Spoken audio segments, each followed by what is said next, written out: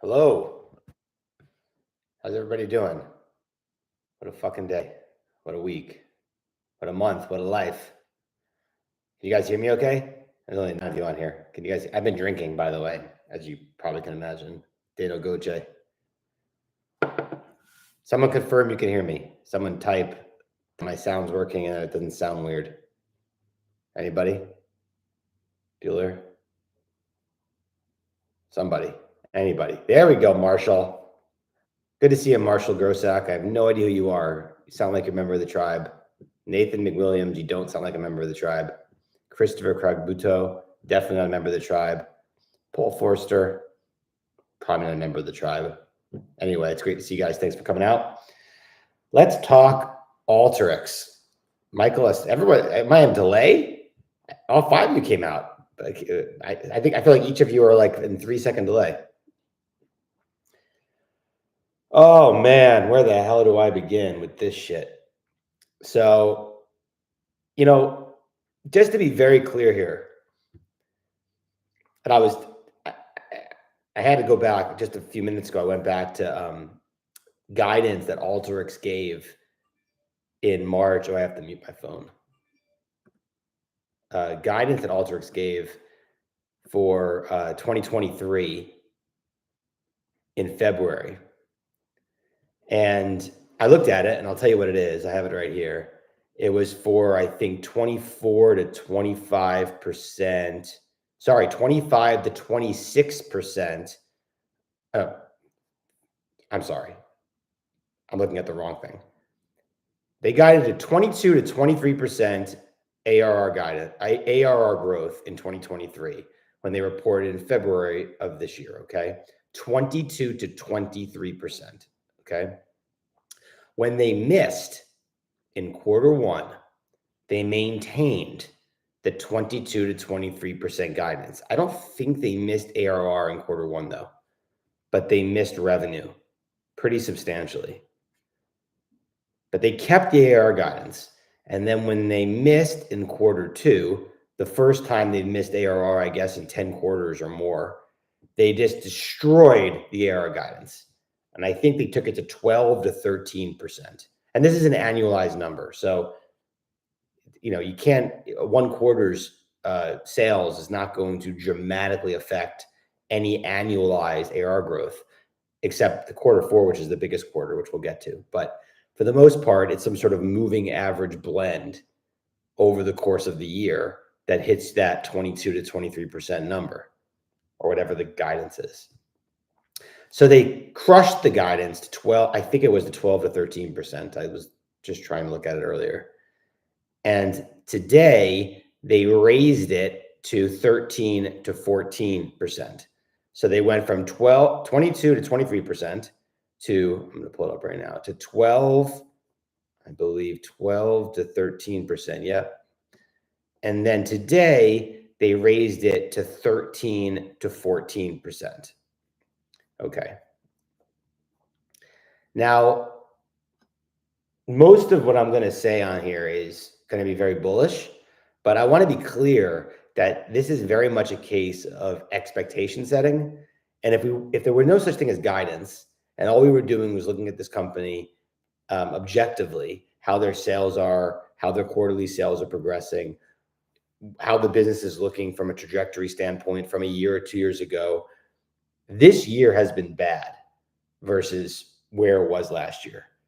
And this quarter did not get worse than last quarter, but you still can't say that the numbers have materially slowed from where they were in 2022. I haven't done the exact math yet, but you are looking at a material slowdown from mid-high, 20s growth to mid-high teens growth kind of thing, right? Now, the reason why the stock is so interesting is that, and I talked about this even before there was rumors of a sale or anything, but it's trading in after hours at 35.20, which is below where it was before the drastic Q2 miss and guide down. Well, they didn't even miss Q2. Oh, they missed AR a little bit. They missed AR by like a couple hundred basis points, but so they did miss. But they had a huge guide down, like just a huge guide down. And the stock's still below where it was then, and maybe rightfully so, given they put out a fake number, a fake guidance number for Q3 and Q4, because they were sick of missing basically after missing 2 quarters in a row. So it is very important to just step back and see what this should be worth based on whatever we think this business can grow at. And then also trying to figure out what the profitability is of a software company with lots of stock-based comp and no real free cash flow. I mean, no free cash flow. And, stock-based comp is a real comp going forward. Not, you have to adjust for whatever they're going to do going forward, not what they've done in the past. But don't get me wrong, stock-based comp is real. I don't invest usually in any kind of software growth companies or anything like that. It's just not my thing, because it's a whole other mentality to analyze the fact that they just don't make any real economic money while they're growing. Like, there's no economics that are happening right now for the company, no matter what they tell you. That whole dollar pro forma earnings thing this year, it's zero or worse with the stock-based comp. But anyway, I'm totally digressing. So we got the print, okay, and they crushed it. I mean, you could just see what the ARR was and the revenue was versus expectations. And the expectations is what they guided to. And then if you add back, and this is not they are not bullshitting when they say that they don't adjust for currency in their guide. How would, they don't do constant currency guides. So you definitely can add back that currency move. And I mean, they beat by over 10 or 12, 14%, something like that, versus their guide. It's a gigantic number for a company that has been in the market as not growing anymore, right? The last 2 quarters, the revenue didn't grow. ARR grew year over year, but not much quarter over quarter, which is really what matters because of the nature of the way they report ARR. So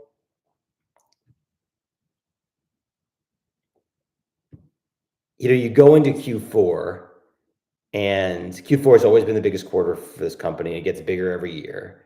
There was a channel check that I did with somebody a few months ago, about a month ago, and they said that this is someone that is very knowledgeable. The company hasn't worked there in years, but no one's going to renew in Q3 or do a not renew, but no one's going to upsize in Q3. It all happens in Q4 now because of discounts and end of year budgets and whatever. So, he was pretty cautious about what the Q3 number was going to be. But this call was a joke. I mean, the purpose of guidance is to guide, right? It's not to lie so you can beat and feel good about yourself. And they were so used to doing this, beating their guidance for so many years. You can just go back. I did this, a few calls ago, but you do it yourself. Go back to 2022 and 2021 and see what their guidance was each quarter, and then see what the numbers were put up. And they beat by a few percent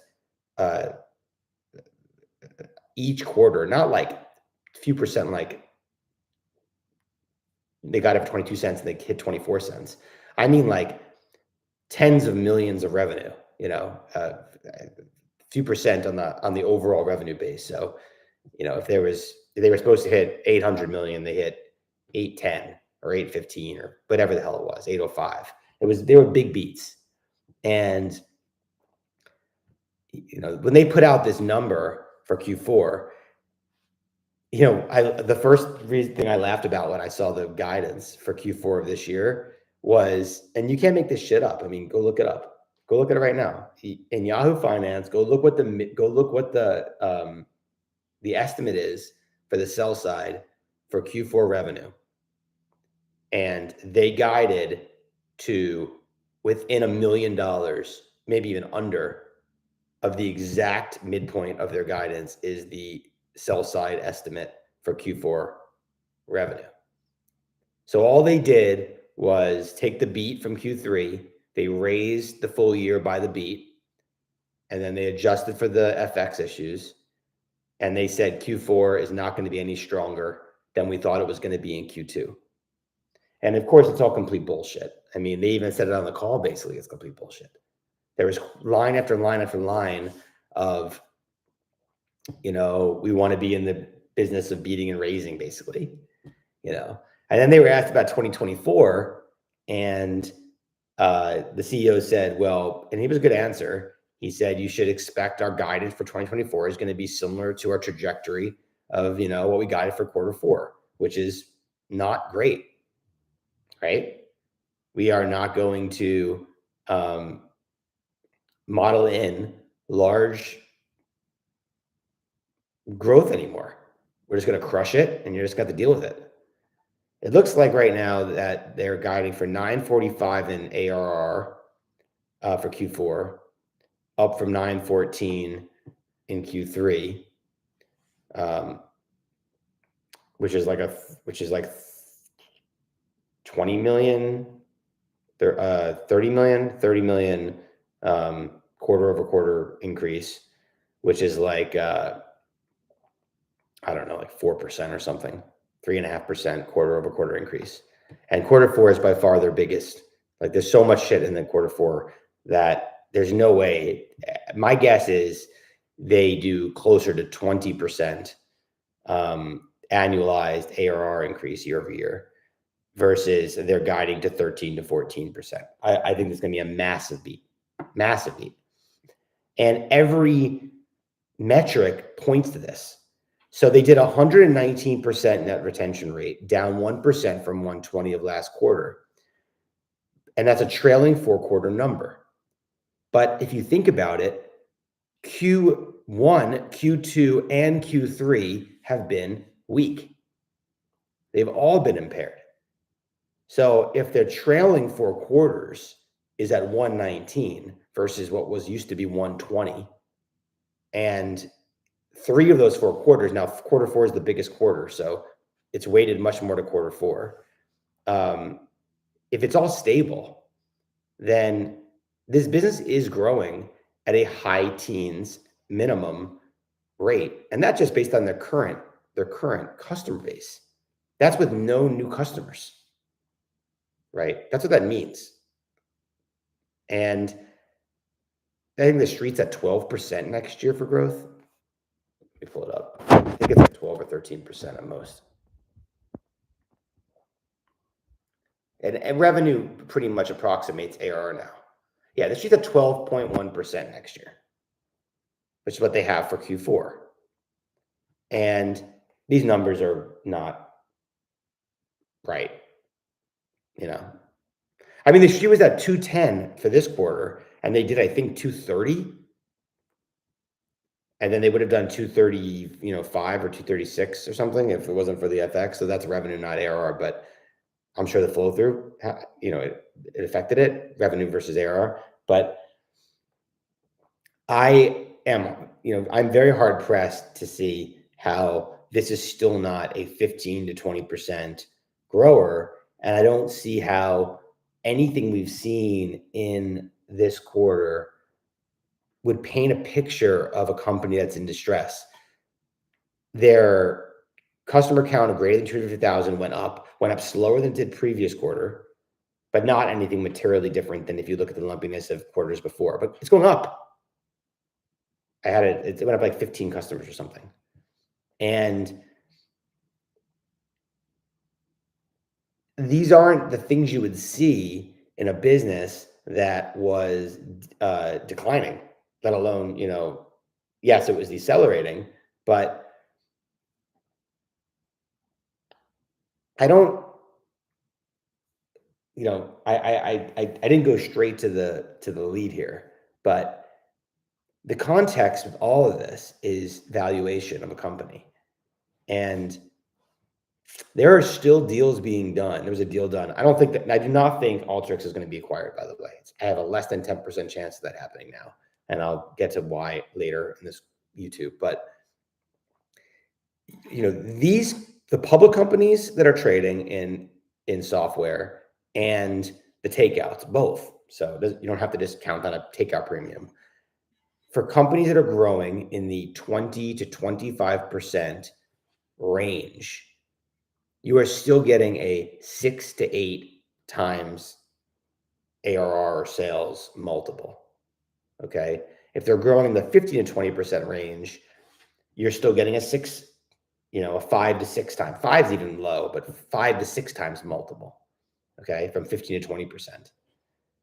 This company is trading at 3 times right now. And each turn is like $10 a share.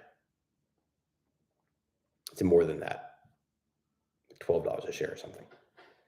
And you're looking at something that's going to have massive multiple expansion once they show the street that they are not a terminally declining business based on AI, which is ridiculous. Their global 2000 customer count went up quarter over quarter from 48 to 49%, and up 3 points year over year, and up, I think, 10 points, they said in the call, over 2 years. It's not the sign of a company that's going away. It's a sign of a company that's getting stronger, and the profitability is getting stronger as they lay off people. So they're somehow still keeping their customers, and they are growing with a lower sales base. My kids just gone from school, so it's distracting me, and I don't think they're going to come in here because while they love me, I'm definitely not the first thing they look for when they come home from school. They look to eat. So anyway, that's why I keep looking around and I'm doing what the fuck I'm doing. The reason why I don't think the company's gonna get acquired is not because it's not dramatically undervalued. It's that there's about $850 million of debt if you exclude the debt that comes due next year, which is going to be retired in January or February of next year. So I'm excluding that. They have the cash for that. It's irrelevant. It's a convertible deal. The other $850 million, $400 million of it is a convert that expires in 2026, comes due in 2026. And that has like a 1.5% coupon. And then there's $450 million of debt that they just put on in February, and that has an 8.75% coupon. And together, that $850 million of debt blends like 5%. And I think based on what's happened over the last 6 to 8 weeks with the debt markets, is that to refinance that debt in a takeout, you need to pay 12%, even after, oh, I hear a kid.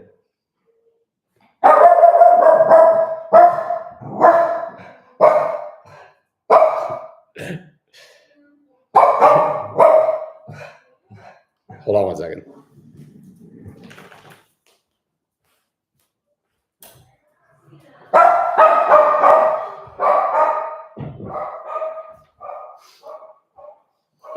What a work environment. I mean, do we really call what I'm doing right now work? But anyway, to refinance that debt, they'd have to pay another 700 basis points probably on the $850 million of the debt. And that's a lot of money. That's 50 million plus a year in interest. That wouldn't be a problem if the company was selling to a third party. But in almost any scenario, this company is going to be selling and the founder is going to roll his position. I just don't see how he wouldn't. He's so passionate about it, and Reuters said he wanted to. And if you're him and you're going to roll your position and you own, let's say 12% of the company, I think he owns, and you're going to own 12% of the company after you roll it. Well, right now he owns 12% of the company, and he's paying, because he's a shareholder, 500 basis points of blended interest on that debt. And that doesn't expire until 2026 and 2028. So we have multiple years of that low debt. Why would he want to take it private, and at whatever valuation he takes it private at, he's going to roll it, and then all of a sudden have to pay 50 million more a year in interest? It doesn't help him in any way. It helps the rest of us, but it hurts him. So it's hard for me to see how he agrees to any sale at a low price, because he's not going to not roll.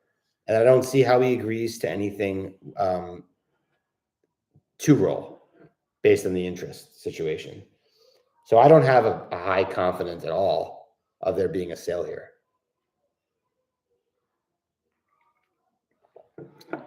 What I was pretty confident with, and I still am, is that for the company to reject bids for being too low going into this quarter, and then for the stock to be like 30 before that happened, the bids are probably about 40, kind of a 33, 35% premium is my guess.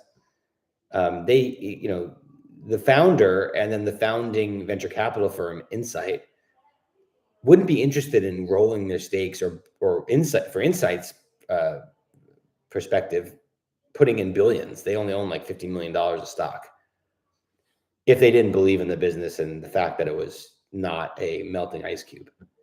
So the quarter to me proved that. Again, it wasn't objectively some great quarter. If you told me this was the numbers they were going to print back when they gave guidance in February, okay, that was never really my thesis. It was that, and I've owned this for the whole year, so it's not that it was thesis drift per se. The current thesis before the September article was that these numbers are not possible to miss based on the net retention rates. It was all lies. It was made up guidance, and it proved true. I mean, they crushed the numbers, and I'm confident it wasn't because of better sales execution.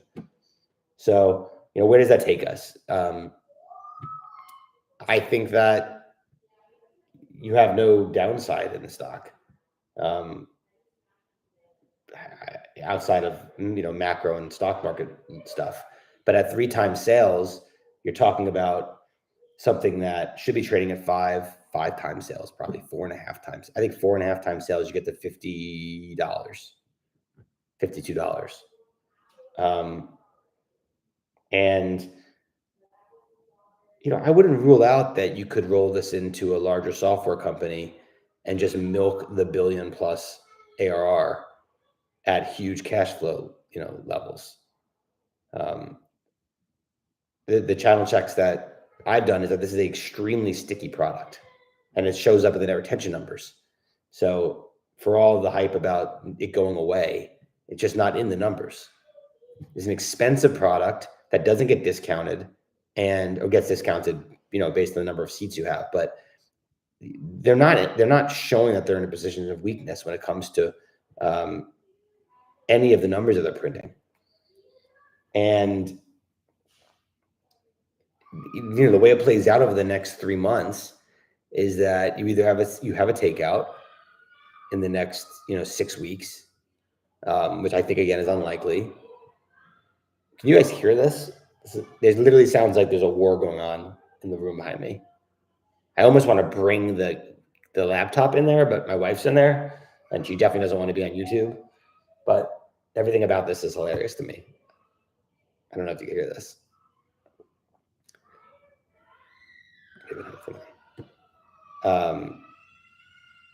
No, not about hearing me, just about hearing how hilarious it is out here. Because it's funny to me. Crying, screaming, you think it was,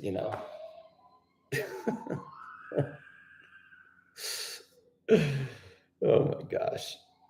So anyway, either it gets sold in the next 6 weeks, which it probably won't, or they put up their numbers in first week of February, and they beat by 20, 30, $40 million. And it gets somewhat close to what the original guidance was to be $1 billion ARR company. And they guide to very similar to what the guidance is, what the street's at for 2024. They will not guide below that 11 or 12% number. It'll be right around there. So that's a good setup to me. The stock should be in the low 40s right now, not 35. And I have a huge position. I added to it this morning, and I added to it today in after hours. And my option position's all messed up. I obviously needed to be 40 for November and December and January. I have a lot of calls there. It might not get there. it's fine. The positions has enough variability across many different strikes to where I'll be fine. And the last thing I want to say is, I assume everyone that's on this YouTube right now watch listen to the conference call, or else I don't know why you'd be on here. But oh my God, Siri just started. I don't even have Siri turned on my phone and just started talking to me. What's happening? And then I have a kid playing the flute right now, or the recorder behind me. How am I supposed to do this? Anyway, what was I going to say? Oh, read the transcript. Just read the transcript from this call. I mean, it's more of the same, not of the last call of Q2, but from the September presentation that the CFO did, which is on Seeking Alpha. And they're just flat out telling you that they're lying to you about the guidance. They don't want to miss again. Some of the most constructive things they said on the call were that they don't expect the net retention rate to go down. You know, if that happens, they beat by like $30 million next quarter. So you're not going to find a lot of software stocks like that, where you have some huge resetting of guidance, and now all of a sudden, when they go from a 12% grower to a 17% grower, you know, people think it's the next best thing. And that's the case here. So yeah, I'm pretty enthused. I'm relieved. I was pretty stressed out about it. And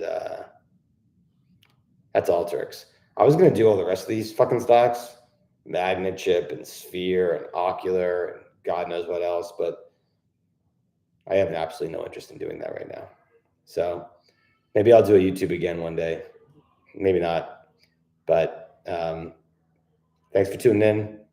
And if I have some other reason to come here to talk to you guys, I will. I still own, you know, my biggest positions are AYX by far, and then BBIO, BridgeBio, my second biggest position. And I still own a huge position in AQN and AY, and rounding it out is QURE. And those are really the only really core positions I have on anymore. I have smaller positions in BSM, ROIV. I could talk about Roivant for 10 minutes, but I'm not going to do it today. I have a smaller position in Magnet Chip, which has just destroyed my entire life over the last 3 years. I still own ARDX, and that's bigger because they're call spreads. I love ARDX. I think that's going to be a real big winner over the next 12 months.